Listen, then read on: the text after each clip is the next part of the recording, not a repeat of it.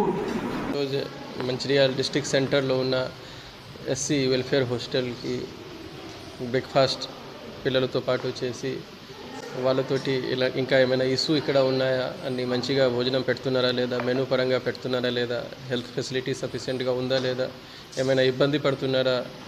ఇది post matric hostel ఉన్నాయి కాబట్టి పిల్లలు పెద్ద పెద్ద means they are matured children ఇక్కడ ఉన్నారు.